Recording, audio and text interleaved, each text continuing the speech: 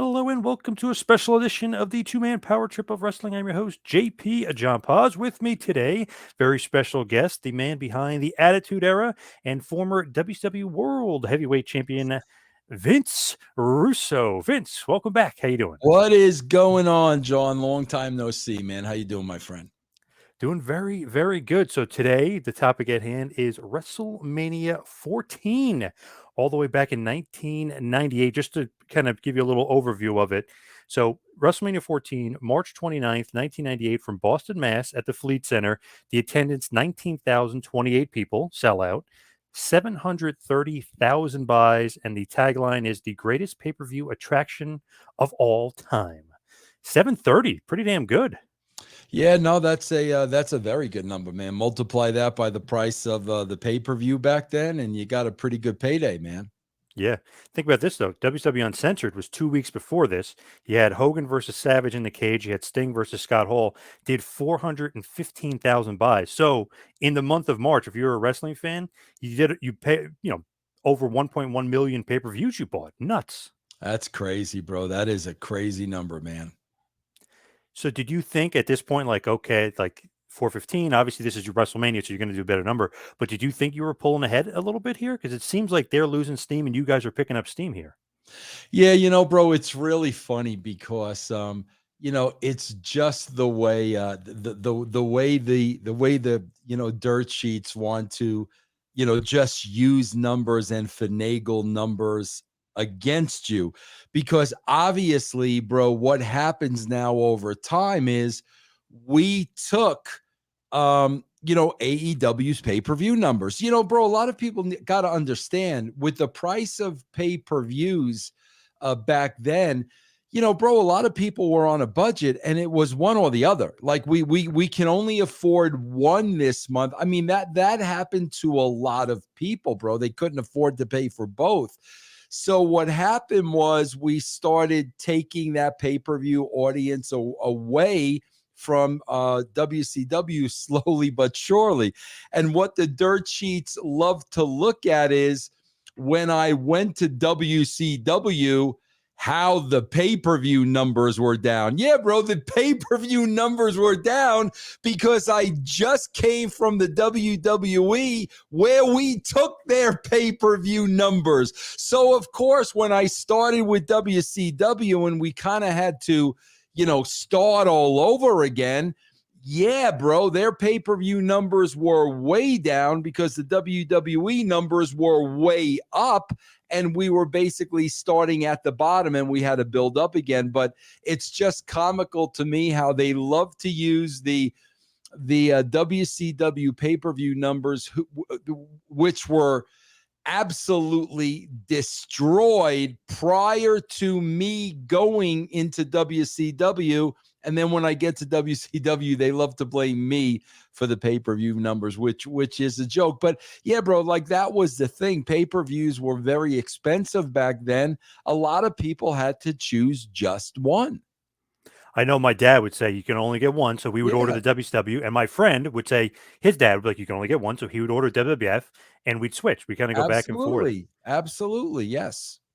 And there would be a bunch of us too. So I mean, we had a bunch of friends over there. So if you think about it, if all those kids were actually spending all that money in the pay-per-views, maybe one this month, I mean, God knows how many people were actually physically watching the exactly. shows. Yep, exactly. Yep. Sullivan always says if it's 1 million, you could pretty much say it was 2 million watching it. You know what I mean? Definitely agree with that. Without a doubt, man. Without a doubt. Crazy the popularity, and this is really the first big pay-per-view for you guys in a while, because Starrcade 97 does like 700,000 buys, and you guys come back here WrestleMania 14 and do 730. So it's like, wow, you guys really are taking that audience, and Austin is skyrocketing. Mike Tyson is a huge help. Did it also help that Tyson loves wrestling? You know what I mean? Like for him to want to do it? Oh, yeah. No, bro. See, that's the thing too. Listen, man, I've worked around celebrities and I've worked around those that absolutely loved wrestling and those that didn't want to be there and it was a payday. I was there for both. And bro, to me, that's what a lot of people don't understand, man. But that was really my attraction to David Arquette. Because, bro, not only did he love the business, he absolutely like respected the business. Like he was in awe when he was there, and he was so respectful to everybody when he was there. And bro, that really played into the David Arquette decision we made, about him winning that title for a cup of coffee. So yeah, bro, it really helps when the celebrity is into it. 1000%. With Tyson, obviously, the king of pay-per-views. What was Vince up to at this point with him? Because you always hear rumors that he was talking about being his manager, and he Yeah. wanted to do his pay-per-views, and he was going to be the guy that was in charge of promoting his pay-per-views. Bro, Was I that a part of believe the that. deal? I listen, nothing was ever said to me because quite frankly, that was none of my business. So I never asked. But bro, 1000% that was the feeling that I had. 1000%, because Vince kind of married Shane to Tyson. Shane was always with Tyson. And bro, like even back then, I can remember, bro, Vince wants to take over, this guy's career. Like I said, bro, that was never said to me. I never asked. It was none of my business, but I definitely felt that way. Because it's funny, it's like WCW, okay, they got Rodman, that got a ton of press, and like, wow, he's controversial. He skips practice, he like all this stuff. But then you got Tyson on the other hand, who's just as controversial, maybe even more popular. So it was like the perfect marriage. Like Rodman, okay, he likes wrestling, he'll miss Chicago Bulls practices and have to deal with the wrath of Jordan and Right. Phil, and like Tyson over here, who's just loves wrestling. He gets excited, and you can even tell Vince, even when he says Mike Tyson, he's like, I heard Mike, like he gets so into it, like. Right. You could tell Vince was definitely liking him more than just average run of the mill celebrity. He Oh, knew absolutely. he knew Yeah, he was money. absolutely, bro. I definitely think Vince had some big plans and big ideas. I don't know what happened, obviously. That was the thing, bro. Like I didn't stick my nose in business where it didn't belong, so like that was none of my business. So I have no idea what went down, but I can tell you Shane was married to Tyson backstage.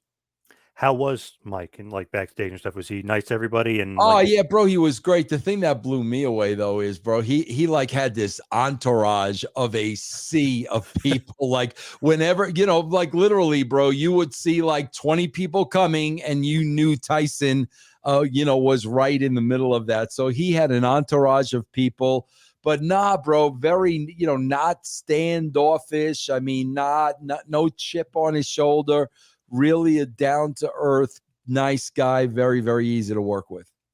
did that entourage think it was a little bit of a shoot when Austin and Tyson are in the ring together and they have that awesome confrontation with Vince in the middle and Vince tries to back him up and they push each other? Did his entourage think that was a little bit of a shoot? Because it seemed like some of them were a little like antsy. Yeah, no, that's a great point, John. They may have, you know what I'm saying? Either that or they just got carried away with the moment, Yeah. but I think I remember that specifically, exactly what you're talking about. That was like the real, I mean, obviously the Montreal Screwjob, but then that was such a good glimpse into Mr. McMahon, like the heel character, because he's like, Yeah. you ruined it. You ruined, like he's completely snaps. He's like, you Bro, that ruined was this. the creative thing, bro. The creative before this, bro, and WWE does it now all the time because they don't have Vince Russo's there anymore. It's very predictable what they do. So when we had gotten Tyson, and I guess, talent relations, whether it was Pritchard or JR or both of them and Vince, they were instrumental in getting Tyson. So then it comes to creative. Now Vince comes to creative, me and Ed, Mike Tyson, blah, blah, blah, blah, blah, blah, blah. Well, bro, they were all assuming that, Mike Tyson was going to be a baby face in Austin's corner. And I was like, no, bro, like that's what everybody thinks. Let Tyson side with DX, let him rip off the shirt. We see, because everybody's going to assume he's going to buddy up with Austin. Bro, go the other way. Set the stage that people are ready to pop and explode because Tyson's with Austin, and then pull the rug out from under them, have them rip off the shirt.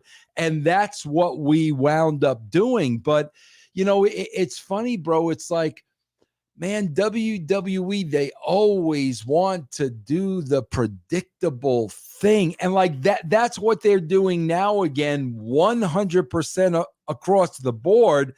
Bro, I was the opposite. I knew what the casual audience, I knew what they were thinking. And they were thinking Tyson was going to get a huge pop and be with Austin. And I'm like, no, bro, you got to go the other way. So thankfully, Vince listened. We went the other way, and I think it really worked. Yeah, that public workout was great too. And, he kind of set the stage and had that big press conference and stuff. It was funny because you're like, wow, Tyson almost is like versus Austin. You know what I mean? It's almost like Michaels is kind of in the background. It's almost like Tyson versus Austin. Right. Was that the thought process? Oh, absolutely, bro. Just letting the imagination run wild. Listen, let's be honest. Mike Tyson would kill Steve Austin. Yeah. But at that point, Austin was so hot. Like, bro, you literally believed Austin could take Tyson in a fight. Like, that's how hot he was. So yeah, bro, why not let people think about that? What did Michaels think at this point? Because I know he's got the back injury. Does he like kind of maybe putting Tyson up on the pedestal, or was he jealous, like a little bit, like, hey, this is me versus Austin. This is my main event. Nah, bro. Shawn was all about money. I mean, Shawn was all about money. Bro, there was such a back history of going into this WrestleMania that, like, I can really, really talk deeply about, because I was smack in the middle of it, and things that people don't even know about. But bro, Shawn was one of those guys.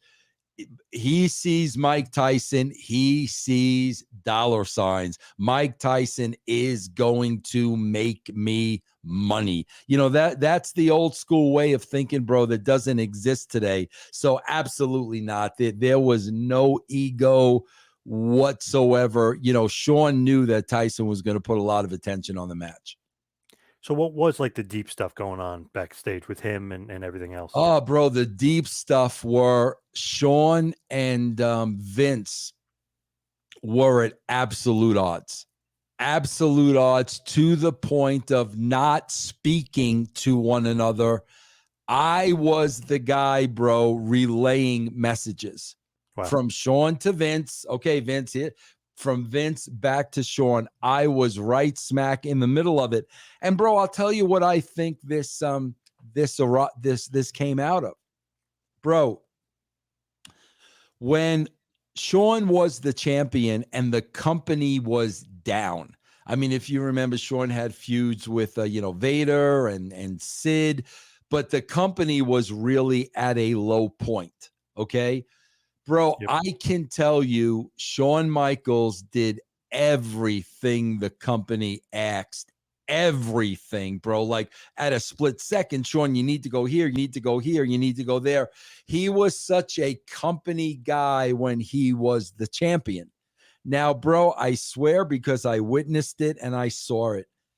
As soon as Vince had his shiny new toy in Austin, and Vince could see the writing on the wall, bro, he kicked Shawn Michaels to the curb like Shawn Michaels was an opening match wrestler.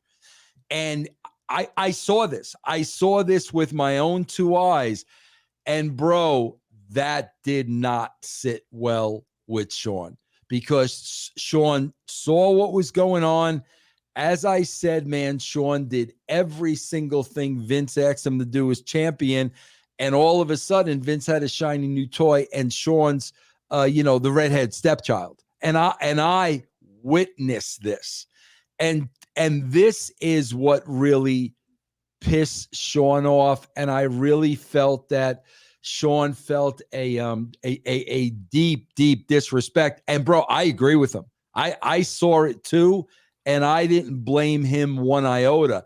And I remember, bro, it got to the point where it got so hot that he basically said to me, I mean, literally weeks before WrestleMania, you tell Vince McMahon if he wants his effing belt, then to bring his ass to my effing house in San Antonio and get it off my effing mantle himself. I mean, that's how high. And bro, I had to go relay that message to Vince, and I related in those exact words. I related in those exact words. But I got to tell you, bro, so it was very difficult because Vince and Shawn were not speaking. And Shawn was very, very upset. And bro, I'll be honest with you, a lot of times when the angle was laid out on the Raws leading up to WrestleMania, bro, I'll be honest with you, it was Austin, it was me, it was Shawn, it was Hunter, and it was China. And bro, I got to be honest with you, Hunter was the one that really stepped up. And Hunter was kind of the glue because, Hunter and, Shawn were like this. And Hunter knew like Shawn was about to freaking snap. So like Hunter went out of his way, bro, to make sure, okay, everybody settled. This is what we're doing, making sure everybody was happy. Hunter, bro, if Hunter would have went the other way and stirred the shit, forget about it. But Hunter was really, okay, let's do this and blah, blah, blah, blah, blah. And he really, really took charge of the situation. And had he not, bro, I don't know. I don't know how smoothly the match would have went off. Listen, bro, here's the bottom line. I knew Shawn was going to do business because he was always all about business. And no matter how pissed off he was at Vince, he wasn't taking that out on Austin. The issue wasn't with Austin. So, as one of the boys and respect for each other, Shawn was going to do business. We all knew that, but it was really, bro, just the headache in getting there. Were you nervous at all, or was Vince nervous at all that he wasn't going to do it? Because WrestleMania 13, the rumor is he's supposed to fight Bret Hart after WrestleMania 12. He beats Bret. They're going to have the rematch. Bret's going to beat him. He all of a sudden lost his smile. He has that knee injury. But then all of a sudden at WrestleMania 13 comes off the top rope and does a backflip and shows you that his knee's not hurt. So it was like, whoa, like very touch and go stuff there. That was different, bro, worry? because the situation with Bret and Shawn was very real. So Shawn did not like Bret. Number one, Shawn had no issues, no heat with Steve Austin whatsoever. And bro, I'll be honest with you. I think Shawn was smart enough to know like he wasn't going to F with Austin. I mean, I don't think Shawn wanted to go down that road. So I don't think, would he or would I don't think that was ever in question at WrestleMania 14. Is it true that Undertaker sat in gorilla position during the match in case anything happened with Michaels? Is that true? That I don't know, bro, because I wasn't sitting in gorilla position. Like I was in the back working. So that I honestly have no idea about. But I wouldn't doubt it. I mean, I wouldn't doubt it, but I can't verify it. I could see, though, like Michaels, because of last year being a little worried. I could see Austin maybe being like in the back of his mind, like maybe, is this guy going to do that again? Like lose his smile? Oh, no, absolutely, bro. I mean, we all know that paranoia runs rampant. So, absolutely, I'm sure, they must have been thinking some of these things, but I never doubted it for a second, bro. I knew Shawn was going to do business. With Austin, like he's obviously the next star. He's the next guy. Like you could see it, from a mile away. You said, okay, this guy is it. He's the next Hogan. Like he's the guy. What is like your thought process with like, okay, we got to book this guy like the next Hogan, but let's not just totally dismantle Michaels as of yet. You know what I mean? Like, how do you kind of balance that creatively? You're not going to dismantle Michaels. He's too talented, bro. You're not going to do it. I mean, so you're not. Shawn is Shawn, and Shawn is going to keep himself over. So like I was never ever, bro. Listen, I've said this. I've worked with a lot of the greats, bro. As far as all around, Shawn was the absolute best.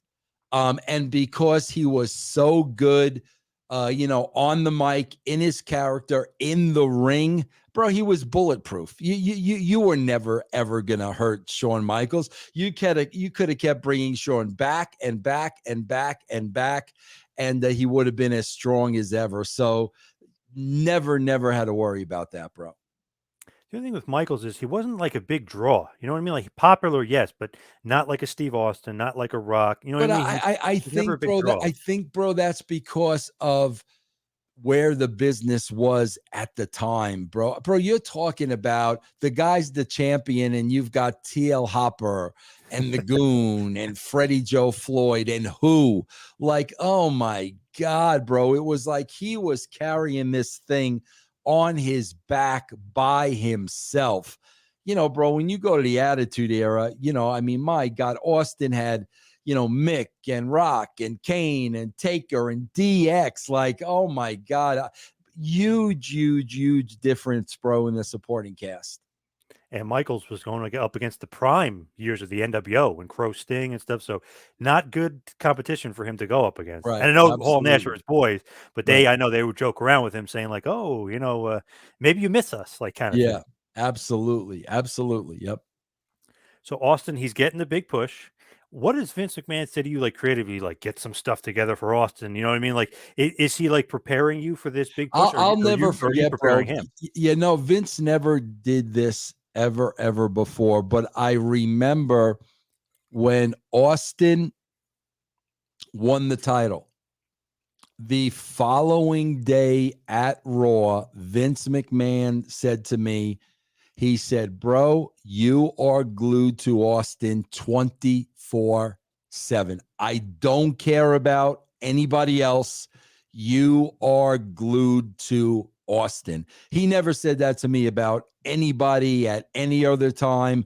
But he went out of his way that night to tell me, bro, you're married to him, man. You're going to be attached to his hip because, pretty much he's gonna take this company to a whole different level, bro. So I remember that speech specifically the day after.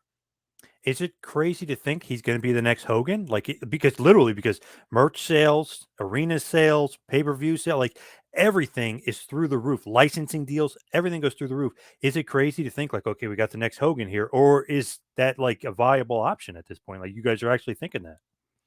I don't know what Vince is thinking, bro. I honestly don't know what Vince is thinking, but my God, bro, again, I'm going to go back to a lot of people were way over.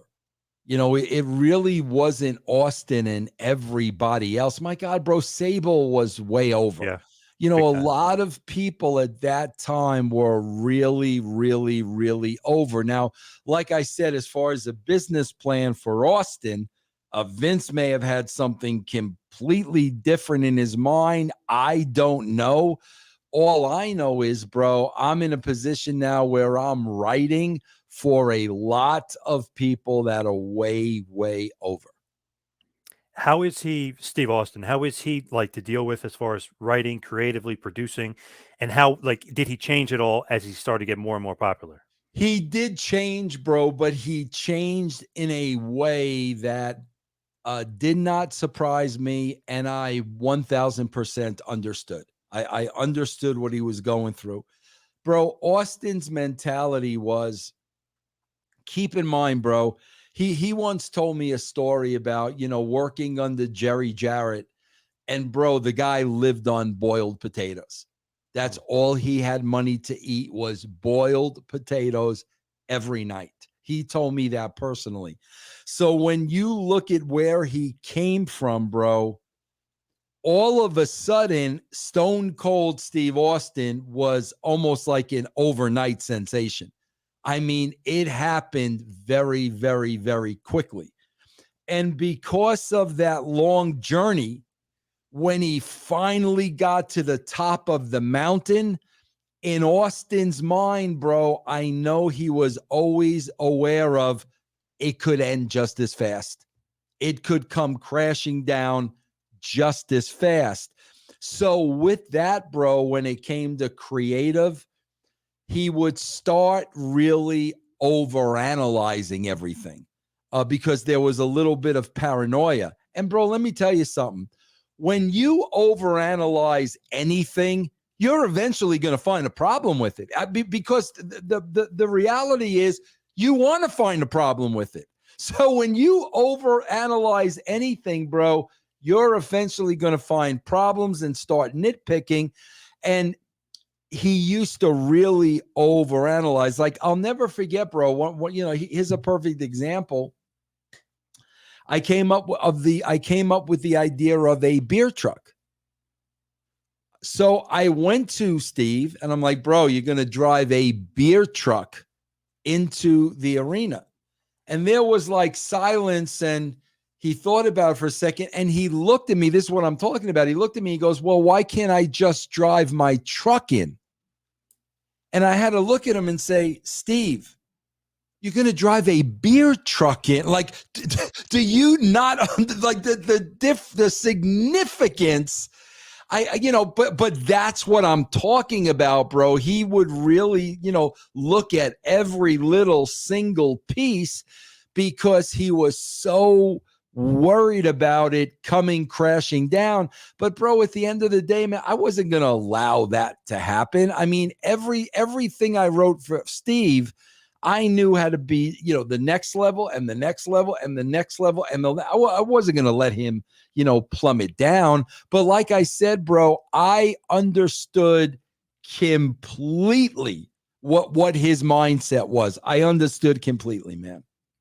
And the beer truck thing, my God, it's one of the most memorable absolutely events ever when he comes down and gets them in the beer and hits the ring. I mean, that's just great, memorable stuff. Yep. So as far as the actual show is concerned, the actual WrestleMania 14, when the pay-per-view starts, the Chris Warren Band, a.k.a. the DX Band, opens up the show. They do America the Beautiful and the Star Spangled Banner. Funny thing is, the video release and the WWE Network both cut this from the show, and the fans actually kind of booed them a little bit. Do you remember that at all? Like, thinking, like, that didn't really go off as well as we thought it would as far as a musical act? Yeah, see, bro, I wouldn't be involved in that at all. Like at this point, I'm just backstage making sure everybody knows what they're doing. I'm so in the zone and entrenched in the show right now that I didn't even know that till you just told me. So stuff like that, I got no idea about.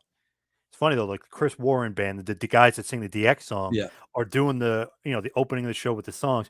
They usually do like a big celebrity. It's funny, and even in '98, you guys are so popular, but you almost like went against the grain and went with like a non-major celebrity. I just thought that was interesting. Maybe so much money was into Tyson. It's like, we can't really bring in another huge celebrity. Possibly could have been the decision, bro. Absolutely, yes.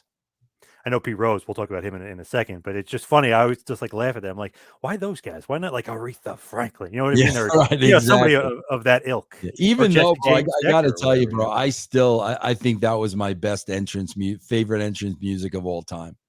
The DX song? Yeah. It is great. It's like perfect for them. Yep. It's actually like you could like, they say wrestling songs, you don't really listen to them like in your car or you're driving. Like that song you could actually like listen to when you're driving. Absolutely. It's actually pretty good. Yep. So the night begins with a tag team battle royal.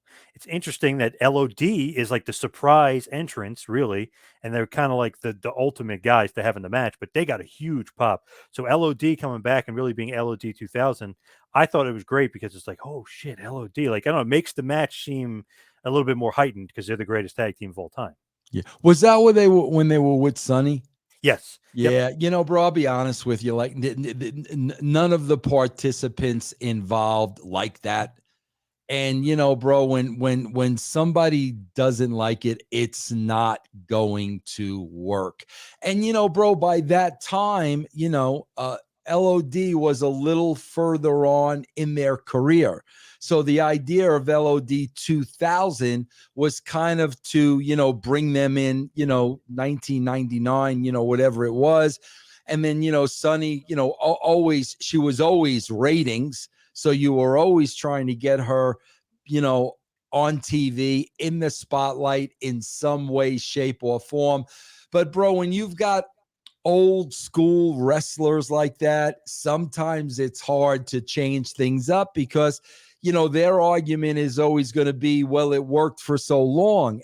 And I agree 1000%, but you don't want to get it to the point where a group like LOD like no longer means anything. And you like, Hogan and Flair just become two wrestlers on the card. To me, you never, ever wanted to get to that point. So you would try these different things to freshen it up a bit.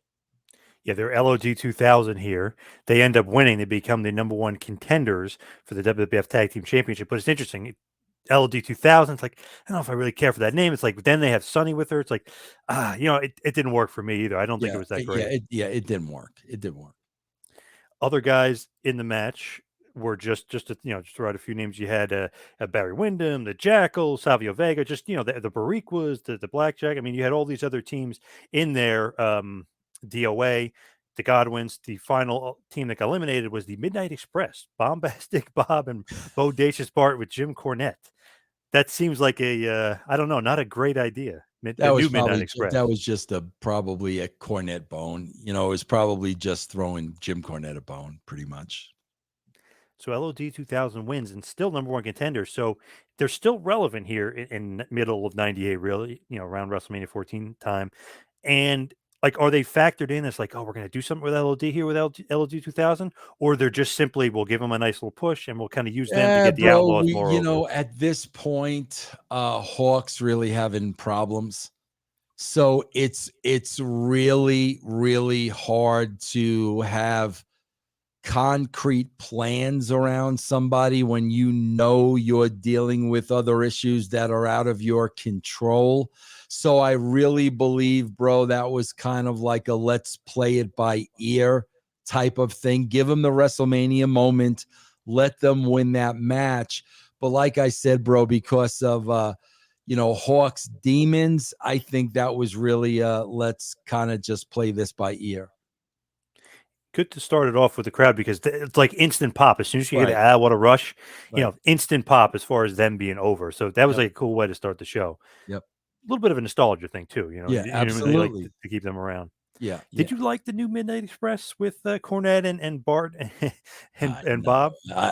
Bro, that whole NWA thing was basically, okay, Jim, we're going to do this because you really think that this is going to work. I know it's not going to work, but we're going to do this anyway so you can see for yourself that this is not going to work. Because, that's the thing with Cornette, bro. He's never wrong. Like it's his way or no way. He's never wrong. He thinks he's always right. I knew in this time period that this was not going to work, but I'm not going to sit there and argue with him. So, okay, bro, let's put it out there, and then you yourself will see that in this day and time, this is not going to work. Now, I know you don't agent the matches, right? Put it together, produce the actual matches, but who books the finishes of the matches? Is that you and Pat and Vince, or who books the finish? We as the writers say what we need for the finish. So and so goes, oh, we say what we need for the finish, but at that point they book out the nuts and bolts of the match. Does McMahon say, nah, like, I don't want LOD to win, or LOD wants to win? Like, does he say that to you? Nah. Like, does he kind of change his mind? Like, who should win? I'm telling you, man, when we wrote, and people don't believe this, and like I say, bro, I don't give a shit. I was there. And if you have half a brain, all you have to do is look at that period and look at the WWE today. The same guy's still there, bro. Why is it so bad today? The same guy is still there. Bro, when I tell you Ed Ferrara and myself wrote out the entire show, bro, Vince never changed anything. What he would do is tweak things up, little tweaks here. Bro, he never eliminated matches. He never changed finishes. He never switched order around. He literally took our show and in Vince McMahon fashion would like punch it up. Little nuances. That's what Vince did. And bro, I used to say even back then, bro, you cannot give Vince McMahon a blank sheet of paper and ask him to write a wrestling show. He's not capable of that.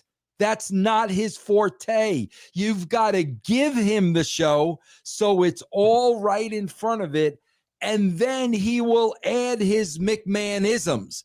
But when this guy is doing a show from scratch, you're going to get exactly what you're seeing today. It's not his strong suit, bro. I could see that. Yeah. He's good at, I guess the red lines, like, let's add Yeah, this. absolute, bro. When you put a complete script in front of him, and bro, we had it down to such a science that the challenge to me and Ed was he's not going to change one thing. That became our challenge. But once we handed it to him, bro, the genius of Vince McMahon is he would visualize things that we didn't see. And little things, bro, really little things that meant a lot.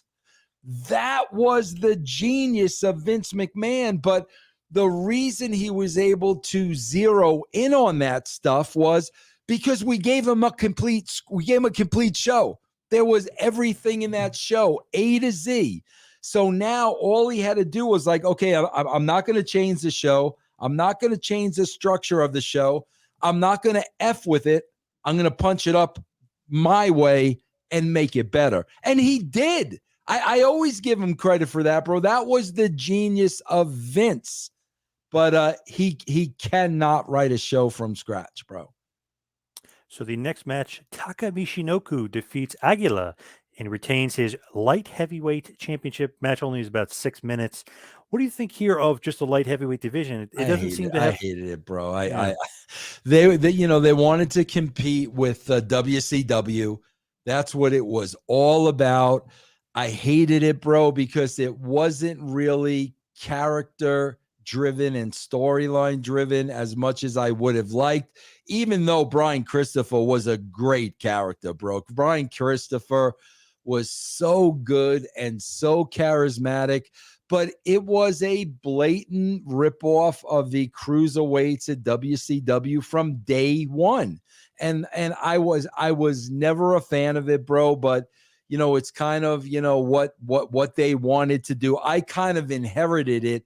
It kind of started before I really started writing, but I just was never a fan of that, bro. It's funny, the most memorable part of this match is JR's commentary saying that, hey, the last time Taka Michinoku, defended the title was December 7th. Oddly enough, the same day as the Japanese bombing in Pearl Harbor. Yeah, that would not fly today, bro. No. But I just thought that was hilarious. Like, wow, that's the only kind of notable thing of match is him saying something funny. Yeah, and obviously today he would get in deep trouble. Back then we laughed and there was nothing. Of course. Yeah. But forget about today. Forget about it. Yeah. So then the next matchup, Triple H defending the European Championship. He's with China. He defeats Owen Hart in about 11 minutes, 30 seconds. There's some chicanery going on with China and Sergeant Slaughter. I mean, there's all this other stuff. Triple H ends up getting the win here. Why not Owen winning here? Like, why did we go away from Owen after the Montreal Screwjob? They had the match on Raw with Michaels and Owen Hart. Like, it seemed like a real personal issue, but then it seems like Owen was kind of getting a little bit of a deep push, and Triple H was kind of the benefit. So he ends up winning defending his European title, winning the match. Because I think with everything that happened with the Montreal Screwjob, with everything that happened, you had to bring Owen back with some kind of an edge. Like, his brother was screwed in front of the entire world by the company he's working for. You had to bring Owen Hart back with an edge. And bro, I'll be honest with you, you can't. It didn't work. That's not Owen Hart. Owen is not a tough guy. Owen is not a kick-ass type of guy. Owen is not a serious guy.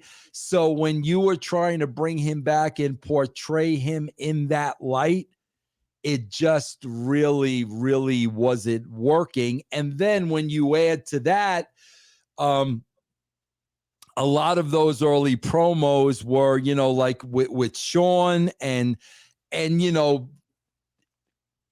Shawn being Shawn would kind of just bury Owen, on the microphone. So, bro, Owen being mad, upset, pissed off, edgy, it just was never going to work because that's no way how he was in real life. Do you think here this is the start of like some political stuff with Triple H? Like, not that he needed to win or anything, but like it almost seems like this is like the progression of him. Like every step of the way, like he gets with Michaels, he's moving up the ladder. You know what I mean? Like he just keeps climbing the ladder. Is he I, politically stepping up too? I don't think so, bro. I don't think so at all because, man, I was there when he was in the doghouse for a very long time about that curtain call. Right. And like, bro, I was really the only one who befriended him. Like it was almost like, oh, bro, if you're friendly with Triple H, you're gonna have heat with the office, that kind of bullshit. So absolutely not, bro. He was in the doghouse for such a long time. I think what this was a case of, bro, to be honest with you, because I wrote a lot of it, was just the cream rising to the top, man. Triple H. I remember Jim Cornette sitting at Vince McMahon's living room table saying, his exact quote was, Triple H will never draw a dime in this business. Jim Cornette's exact quote. And I differed, bro.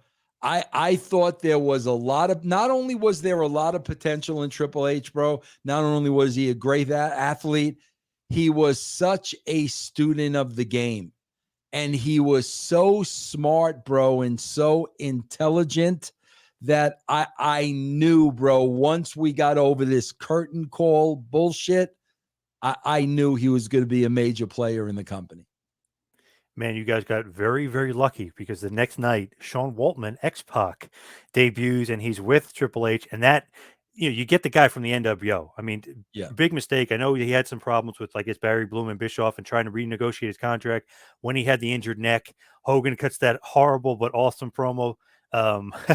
He couldn't cut the Mustard Brother, basically ripping him and saying, kind of saying the whole Nash, to kind of get them riled up too. And I know Bischoff and Hall Nash had some problems then too. So it's like, all right, you take Sean Waltman, 6 of the NWO, and you put him DX, like, oh shit, that's instant credibility. Like, And not only wow. not only that, bro, he cut the greatest promo in his career.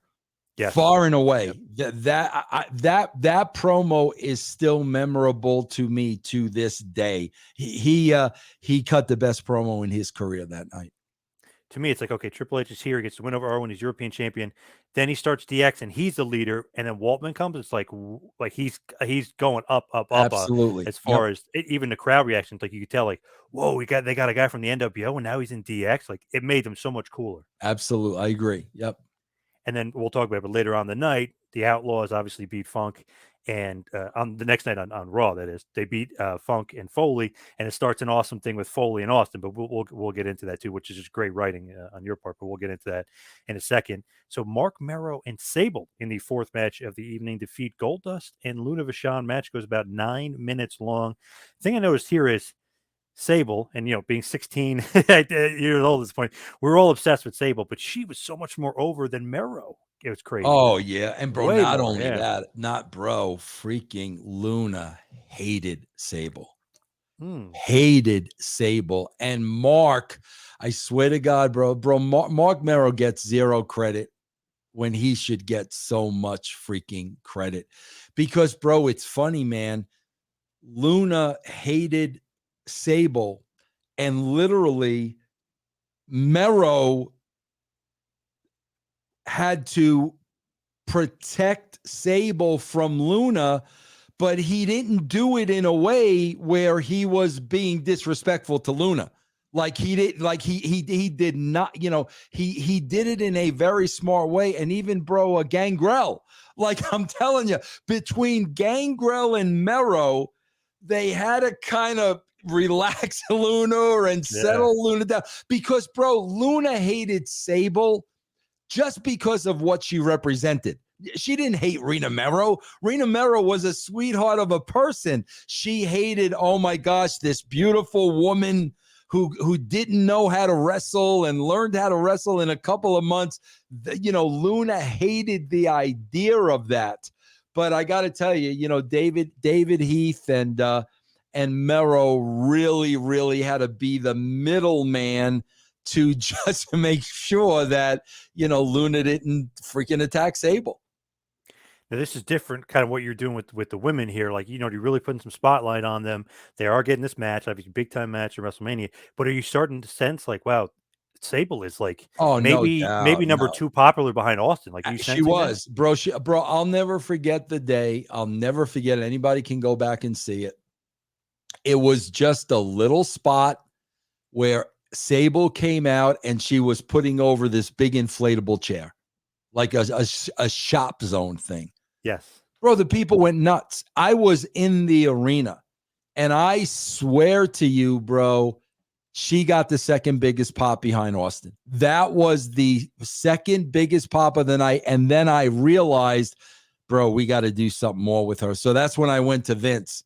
I'm like, Vince, put the freaking, I know she doesn't know how to wrestle. She's married to Mero. She's smart. Mero can train her.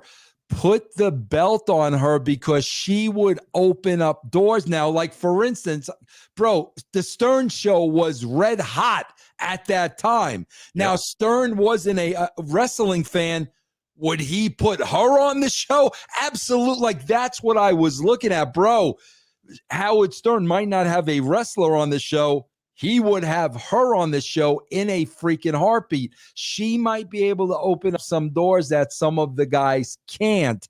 So Vince said to me, call Mark and Rena and see if they'd be interested in doing that. And that's exactly what I did. I said, Rena, you're not going to believe this, but here's the idea. Mero trained her. I thought she did a phenomenal job for what she had to do, bro. She's not going to go out there and give a Britt Baker match. I mean, that wasn't the spot. That's not what it was about. But I thought she did a great job. Mark did a great job in training her, and I think it worked, bro. Man, it's crazy how over she was. I remember, Yeah. obviously, months later when you put the sack on her, the crowd was going nuts for her to take off the potato sack. Absolutely. Yeah. Yes, absolutely. Yep. So I could see though Luna, who's like a trained wrestler, very, very serious. Her Yep. family's in the business. You know what I mean? She's obsessed with the business. And then this, hot blonde comes along. It's like, who the hell is this? Like, why is she Bro, getting TV time? I Yep. swear to God, I made the mistake of we were at a building, and I saw in the distance that a heated exchange was starting between Luna and Sunny. And nobody else is around, bro. And I'm looking at this, and Sunny is mouthing off to Luna, and I'm like, what she is going to kill you. So to protect Sunny, bro, I got there, and none of the boys, nobody's around, bro. It's just me. And I kind of got in the middle of them, and Sunny was mouthing off to freaking Luna. And bro, I'll never forget this. Luna literally went through me, knocked me on my ass, and took Sunny down. But it was the same thing. What Sunny represented. The way you describe Luna, like bro, you are dead on. She was so traditional, and now there was kind of a segue of these really, really attractive women making a name for themselves. And yeah, bro, that caused a lot of issues. Yeah, it's good. But she was a totally see that. sweetheart, man. I mean, Luna, man, I loved Luna to death. But bro, she was very, very protective of the business. The next matchup, The Rock, who is the reigning Intercontinental Champion, with D'Lo, Kama Mustafa, and Mark Henry, all of the Nation of Domination, defeat Ken Shamrock by disqualification about 5 minutes. Interesting booking here because Shamrock wins. He gets Rock to tap out. Then they can't get him off of him. So all the security, everybody's trying to do that and get him peeled off the Rock. Then he beats up all the security and stuff. Then Howard Finkel gets on the mic and says, and the Intercontinental Champion still is The Rock. He wins by disqualification. So just and I know the Chris Warren band set got kind of destroyed, and like all that other stuff was going on, but like that little bait and switch there, like, oh, we'll tease him with Shamrock winning, and then Rock gets his title back, gets a major heat. Yeah, I think so, because that is so suitable for Shamrock's character. I mean, that was Shamrock's character, so it was 1,000% believable. And bro, that's when characters really used to mean something, where you could pull that off, and a fan would say, "Yeah, bro, Ken Shamrock's a freaking hothead, man." And being a hothead, it's what's keeping him from the title. He can't control himself. That's the story. But bro, I want to say this, and I've said this a million times. The Shamrock was such an integral part in The Rock becoming The Rock. I honestly feel, bro, if there wasn't that Shamrock stepping stone, I don't know if The Rock would have became The Rock. I don't think Ken Shamrock gets enough credit for that, bro. He was so key to The Rock becoming The Rock and larger than life. I don't know if The Rock always did this or did maybe before wrestling. His facial expressions, like even tapping out, or like he's afraid of the guy, or like Ron Simmons is talking, he's like, Roland's like, he had the best facials. Like you could see from a mile away. Bro, Like that's this what got him guy's over. fake. That's Yeah. what got him over when I wasn't really doing the writing yet when they decided to put him in the nation. They put him in the nation because they didn't know what to do with him. So now, bro, when that nation's in the ring cutting the promos, exactly what you're saying is what caught my attention. What caught my attention, bro, is, bro, he's stealing the scene and not saying a word. But everything that he's thinking. And bro, as I saw that, that's when, bro, we just went with it. But you're dead on, John. That's what got our attention. And to me, I was like, man, this guy is something. Like you could just tell, like he's grown. Like he's a main event guy. Continental title, sure, but he's like a main event guy. You could tell even Right. here in early '98 for sure. Yep, absolutely, bro. Yep. Did you have any plans for like creatively for him, like as the ball got rolling, or you were like kind of wait and see kind of thing? Bro, listen, that's how we wrote TV. We were very organic, bro. We just went with it, man. We kind of let it write. I say this all the time, bro. If your wrestlers have defined characters, this show will write itself, because it literally is putting this roster together with all these different personalities in this same building, and bro, shit's gonna happen. Like it literally writes itself. But if your characters are not defined, that doesn't work. So that's why we were able to be organic, bro, with the characters, and everything just naturally progressed and evolved. I always find that funny when people today are like, "Oh, today's wrestling. Oh, I can't watch the Attitude Era." You know what I mean? They ripped it. I'm like, first of all, you had to like live it to be in it, and you were so excited every week to watch it, Right. and it was so interesting. And it's like nowadays, it's like, now today's wrestling ain't what it used to be. Bro, Not I even swear to close. God, I watch Rampage, and I'm gonna stop because I felt I needed to watch something AEW. And I swear to God, bro, as I'm watching Rampage for the entire hour, all I'm thinking of is, bro, there isn't one casual fan who would believe that any of this shit were real. Not one. Not one of these matches would a regular person believe is real. That's the difference, bro. Like you talk about Ken Shamrock. Bro, you believed Shamrock could freaking break your arms and your legs. And then when you saw him in the ring, like you bought into that, bro. You bought into the Texas redneck by the way he worked and the way he wrestled, and Pat Patterson laying out these matches. I watched that show, bro. I don't believe one freaking thing on it that I see. Not one. Much different than here in the Attitude Era, that's for sure. Yeah. So really, the next matchup, Cactus Jack and Chainsaw Charlie, aka Terry Funk, defeat the New Age Outlaws, Road Dogg, and Billy Gunn for the WWF Tag Team Championship in a dumpster match. The match goes about 10 minutes. This was really fun. I really enjoyed this match. It was great. And Funk in his element, and Mick in his element. But it showed Road Dogg and Billy Gunn like, wow, these guys are tougher than you think, right? Bro, that's where this, again, bro, I tell you the truth about Vince McMahon and what he did and what he didn't do. I got no reason to not. Bro, this is when Vince McMahon said to me, bro, let's put Billy Gunn and Jesse James, let's put them together. And bro, I got to be honest with you, I did not see it at all, because you got to remember, bro, we're just coming off Rockabilly. Yeah. And I'm like, bro, I did not see it. And Vince was like, yeah, man, let's put these guys together. I think they'll really be good. But Vince has a thing about asses. So he came up with the badass Billy Gunn and thought that was great. But yeah, bro, 1000% Vince saw something there with those two guys together that I did not see.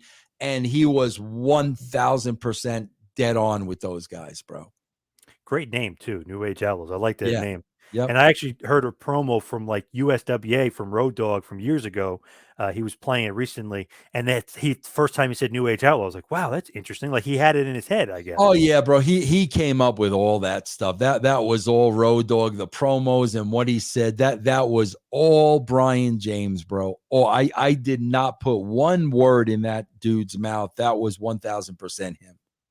I like the team together because, first of all, they're both way bigger than you realize, like 6'4" and 6'5". Yes. Maybe bigger for Billy. I mean, he's a monster. Yes. But like Billy's the good worker, not much of a talker. Road Dogg, good worker, but awesome talker. So it was a good combination. Yes, absolutely, bro. Vince was dead on 1000%, man. It's funny too, like when you meet them or if you see them in person, like these guys are huge, but you didn't realize that because LOD and Mick Foley. Yeah, no, bro, Brian James is freaking huge. Yeah. Yeah, yes, 1000%. Yep.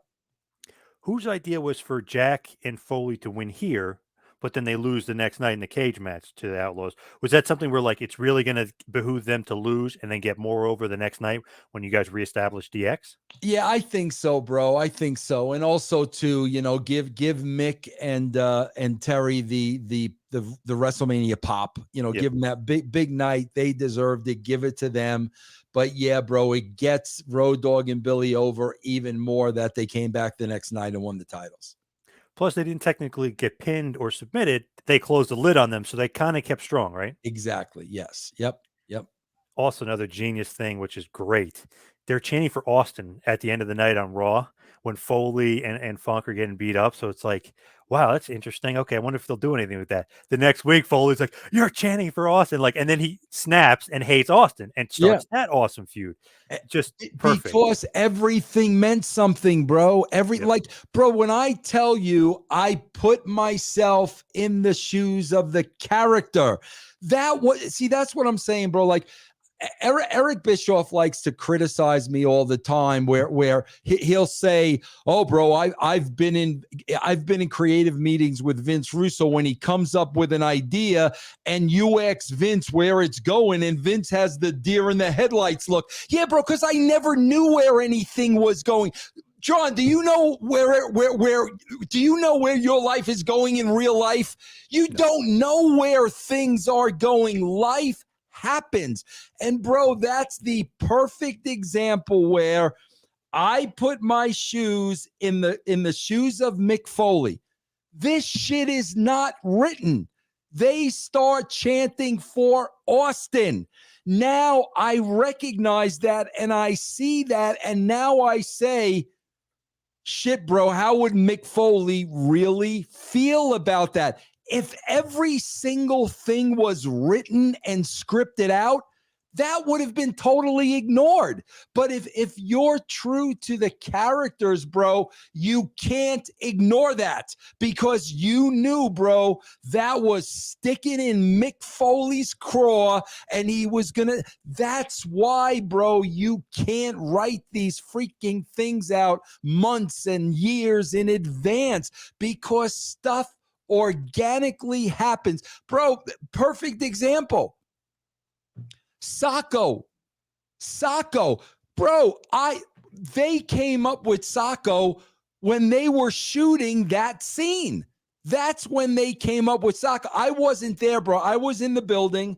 They went off site and they shot the gimmick. They came back and showed me. I went freaking hysterical with Al and the sock and the whole nine yards. Oh, yeah.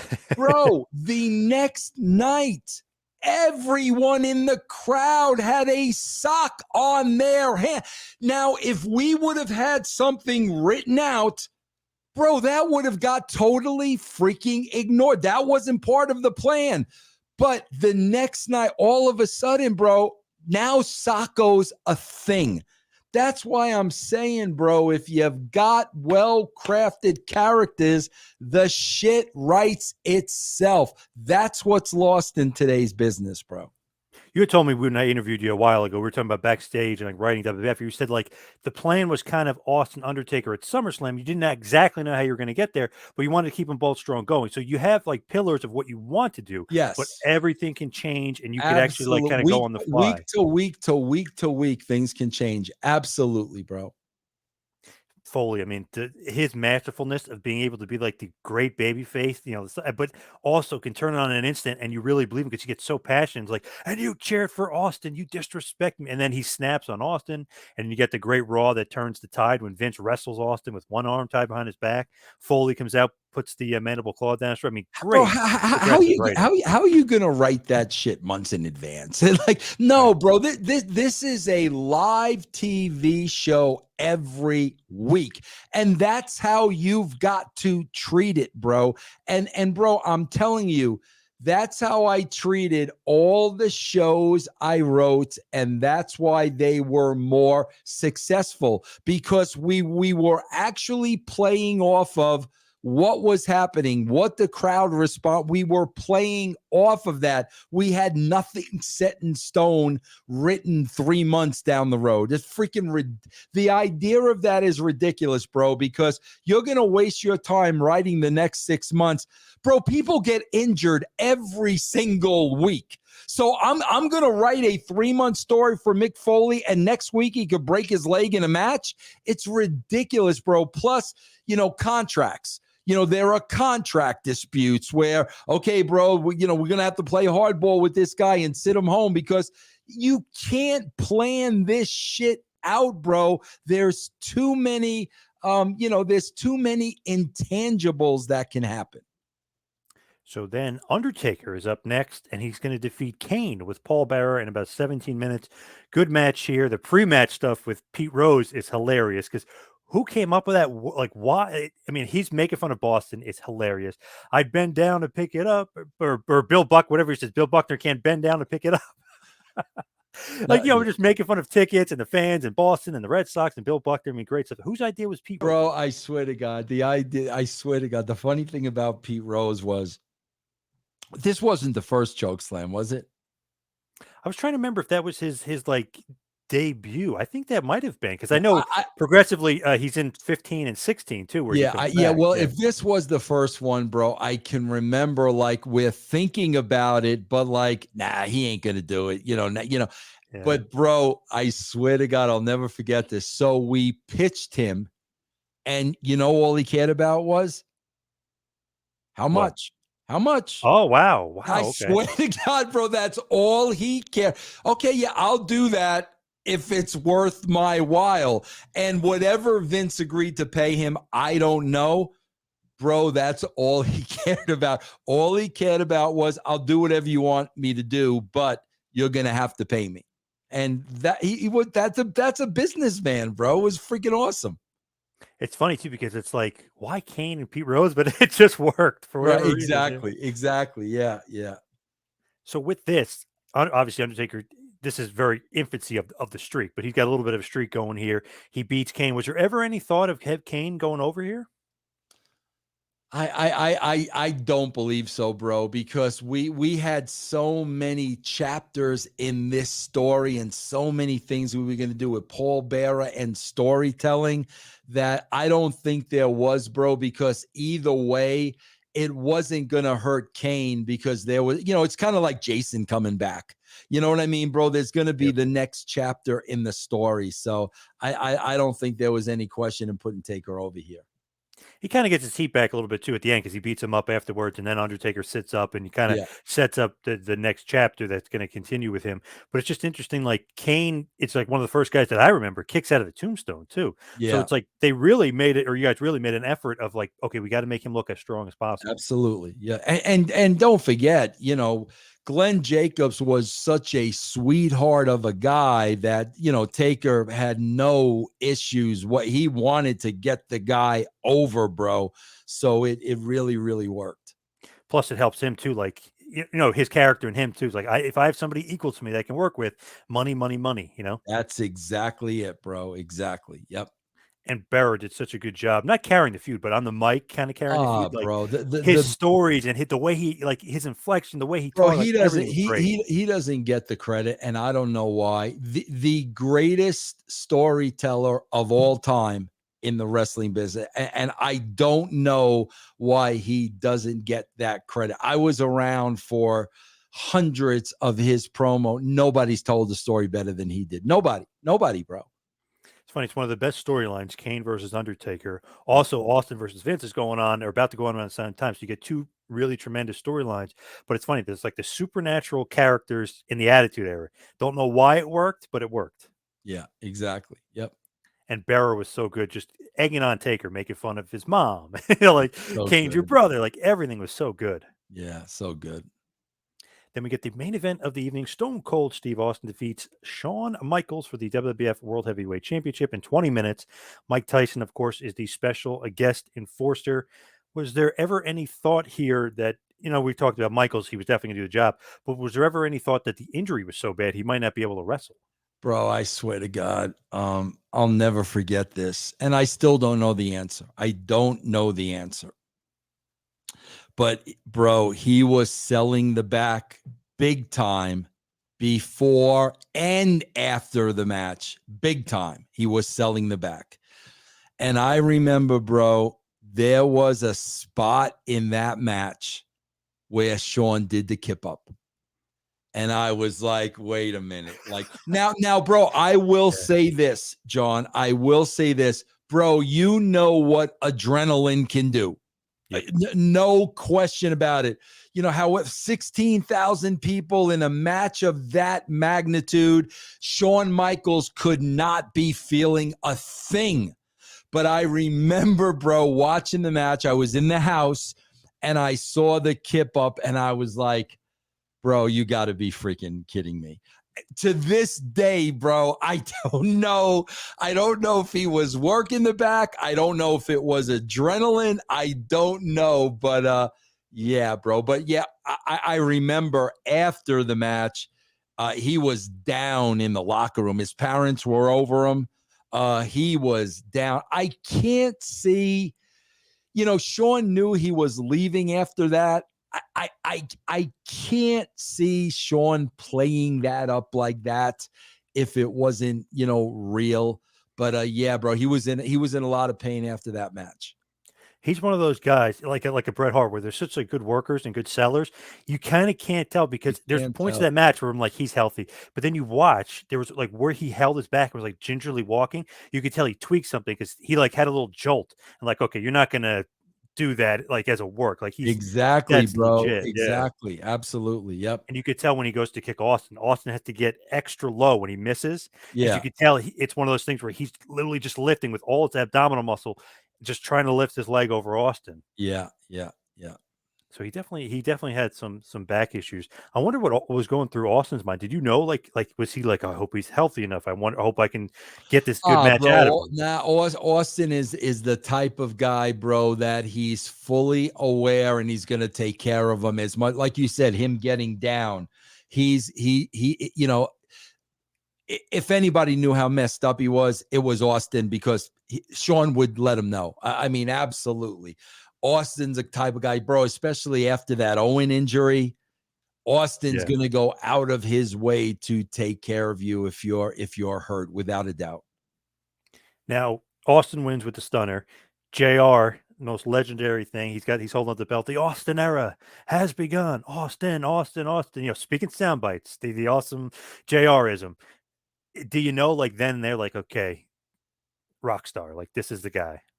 Bro, I knew Rockstar when he said Austin 316. I'm telling you, bro. When he, and that was his. I didn't, Vince Russo take credit for everything. I wish I wrote that line. Okay. I wish I wrote "If you smell what The Rock was cooking." I wish I wrote that line.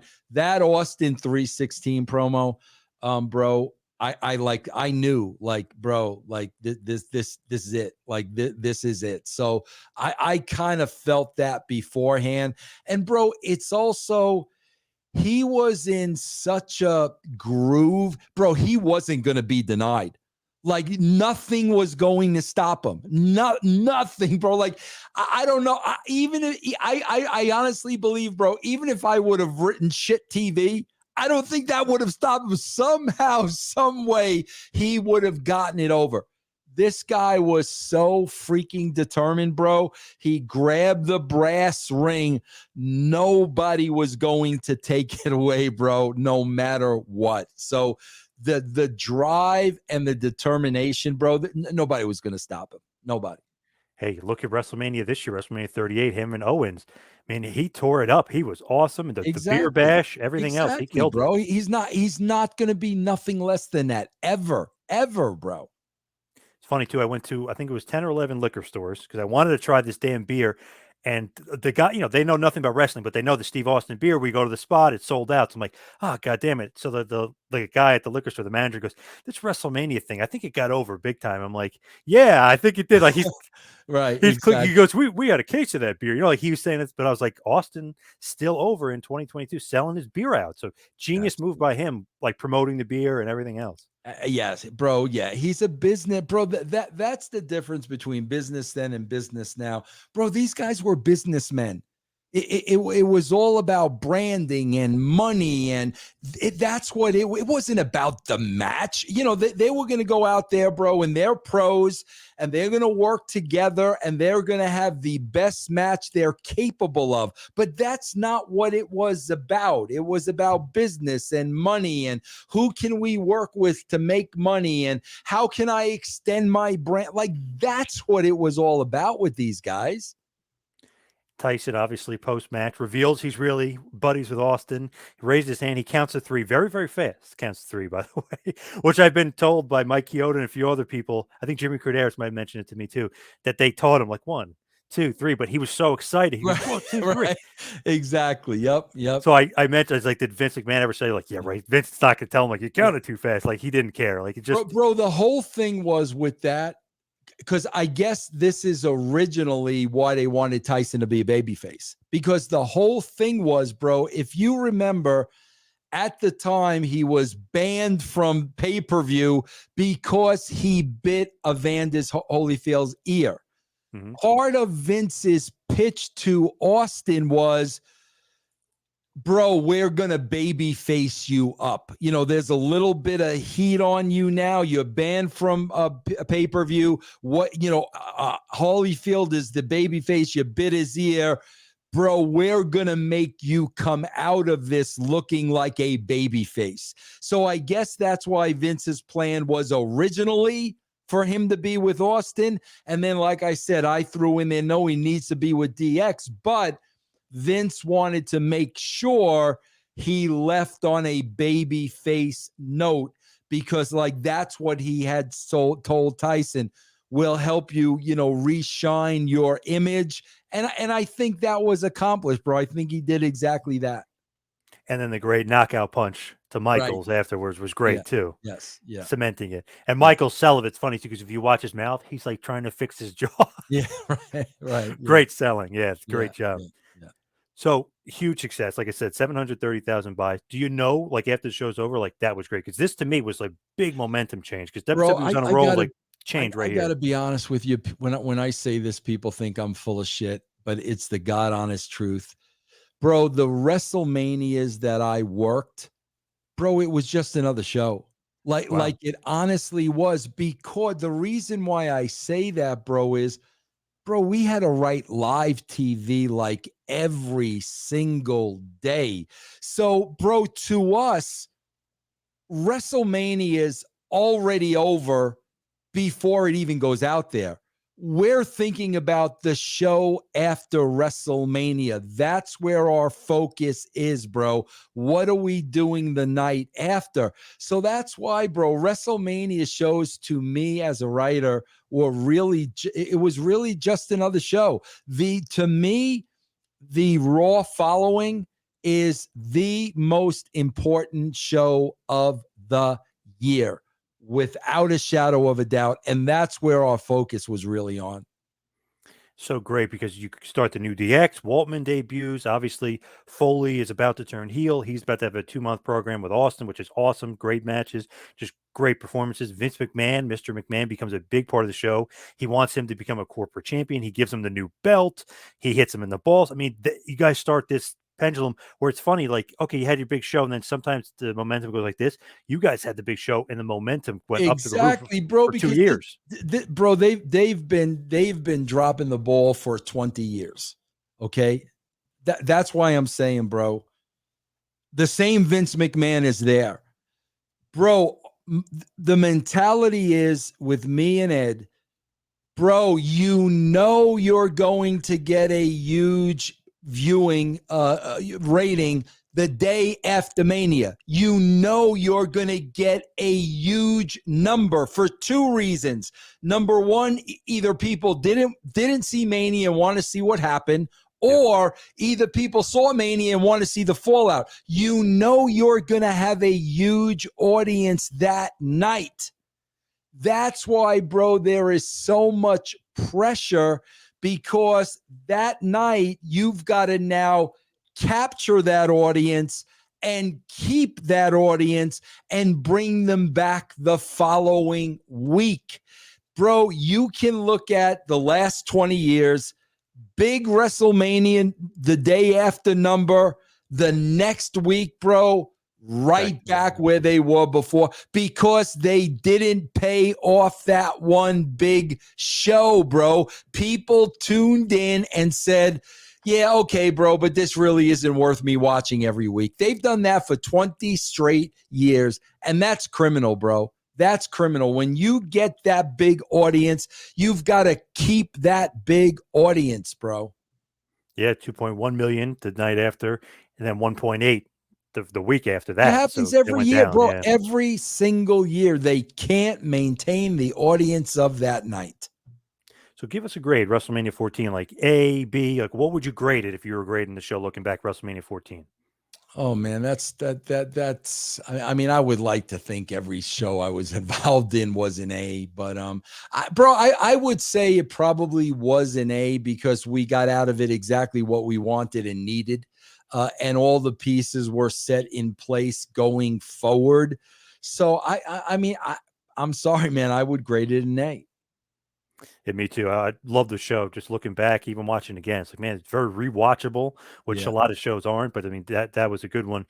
Strong showing by LOD, kind of making their name again. Foley and Funk are relevant. DX is relevant. Austin obviously is the man. The only guy really is Michaels is gone obviously for a while, and we just don't know the status of the injury.